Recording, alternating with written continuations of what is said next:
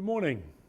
We're researching some fundamental social and economic laws which, according to Edmund Burke, in their Governance of Human Organisations, the discovery and adherence to which would lead to happiness and prosperity.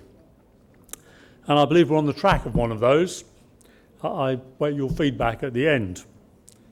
The numerical expression of this was first given by a gentleman called von Thunen in 1783, a North German academic with some practical experience as a farmer. And he was interested in whether or not there is a particular location conducive to types of economic activity. And he looked at the location and density of the market, the distance to said market, the weight and perishability of the product, the cost of fuel, which at that time was hay, and calculated that there was indeed such a series of fortunate positions for industry or activities to be located. And this work was taken on by a lot of people in North America, where they used it to establish the best place to locate footloose industry. In other words, the greatest revenue for the lowest cost. In about 1950, the arch exponent was one Professor Harris. And he hosted a visiting professor from Oxford called Colin Clark, who imbibed how this could be done. So he was the ideal candidate in 1960 when the Prime Minister of the UK, Harold Wilson, wanted to know what would be the effect on UK industry of the EEC. So Colin Clark got the project. He looked at the 6 original countries, the UK, ERA, Denmark and Norway, though Norway ultimately didn't join, divided them into 103 regions and developed quite a complex calculation which showed what the revenue and cost for any one region would be trading with all the other regions. And he put this as a figure of merit or economic potential, rounded to 200 and then joined up by lines called isotyms. And he imposed this upon a map of Europe. So here we have the first one. Well, we should have the first one. Got it. In fact, we've gone right the way to one way back. That's the one. And here we have the numbers on the isotyms, which are relative, and the largest number is best. And it shows quite clearly that West Germany, France and the UK have a well-defined core, all about equal, with a potential of about 2,800, and these decrease with distance. The economic potential decreases with distances from the core. And it's noticeable that Belgium, Holland and Luxembourg have a particularly low potential. So remember that for the next chart, which shows the EEC without the UK. And there's suddenly a large single core of greatly increased potential and a general decrease out from this core. There's not a great deal of change in the absolute value for the UK, but there is now right next door this area of greatly increased potential. It's also noticeable that the Benelux countries have jumped up by about 50%. And in fact, the decline of the Port of London and the increased prosperity of Antwerp and Rotterdam dates from this very time. Now, the next question was, what happens if we join? Right. Well, there's not a lot of change to the UK, but a considerable increase in both the maximum value and the area of high potential in Europe. And Colin Clark's prediction was that labour and capital would migrate to the areas of highest potential, which would be steadily enriched at the expense of the peripheral regions. And this, when cross-checked against subsequent figures for employment, showed that this prediction is indeed accurate. This was the wrong answer for Harold Wilson, and Colin Clark got dispatched to Australia. And the report never saw the light of day. However, the effects live on.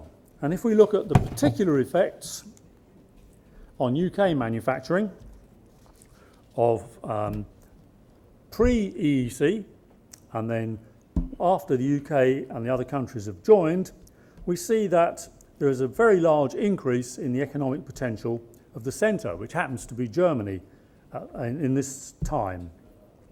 Almost 4 times the increase in potential compared with the UK. If you take this big increase in potential, year on year, this enables investment in the latest machinery and provides a good tax revenue for the government, which is made available for infrastructure improvements, and enables lower tax rates to be levied on industry and productive effort in those countries. The effect of this can be seen that between 2000 and 2009, labour costs in Germany stayed flat, whereas in Italy and Spain they increased by 30%.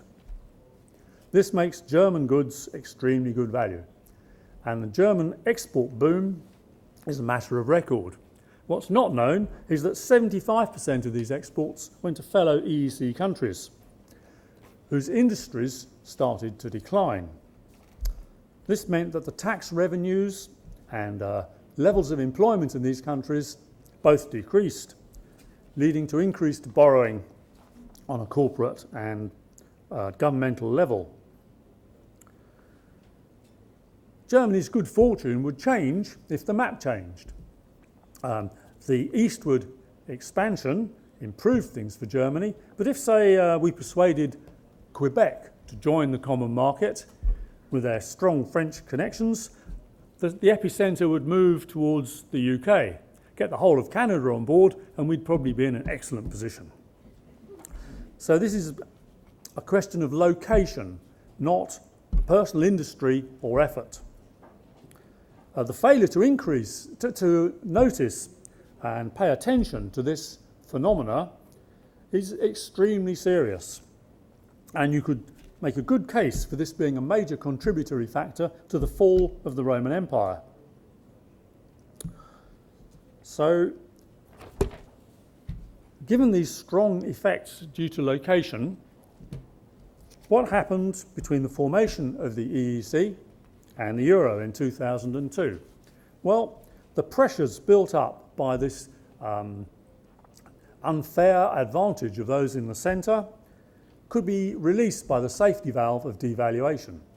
Though to save people's faces, this was more often framed as a revaluation of the Deutschmark.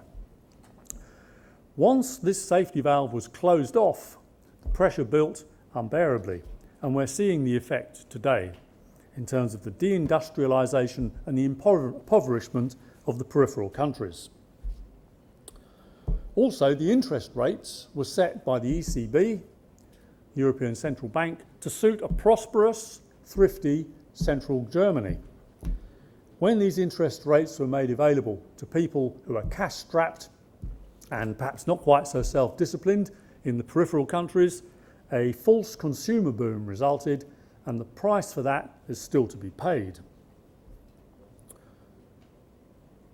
So, people have, just a little aside, ascribed the wealth of the central countries, North France and Germany, solely to their thrifty nature and hard-working habits. But on a Radio 4 programme recently which delves into statistics, this was examined.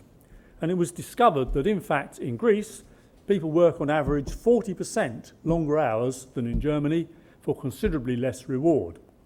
So the fact that this advantage accrues mainly due to the location and not due to the efforts of the people in that location is pretty well proven. What could be done about it?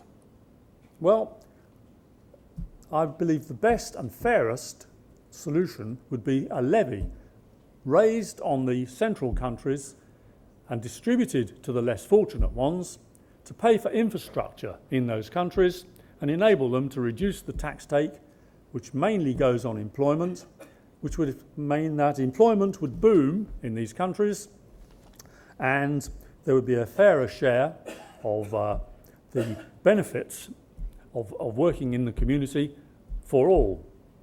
I believe this to be unlikely, So what's next? Well, if I was sitting in a peripheral country like Greece, the first thing they would have to do is leave the euro, which has so many constraints on what can be done in the economy that it's stifling. The next thing is to look at the fact that you will never outcompete a central country in what they do best. So you would have to look at global businesses, and in Greece there's shipping, in the UK there's finance, and concentrate on those, and for trade within the EU, only deal in topics where you have a huge advantage, which would overcome your locational disadvantages. I believe that this is a fundamental factor, and unless it's sorted, it's one of the key logs in the dam that's holding back the stream of European economic progress. And unless they're removed, we've got trouble. If they are removed, then the whole dam of economic ignorance, half-truths and deception would be released, and there'd be a flood of energy, creativity and potential currently only manifest by the few. If you remove these log jams, could well be the lot of the many. So thank you very much. I rest my case. Thank you very much.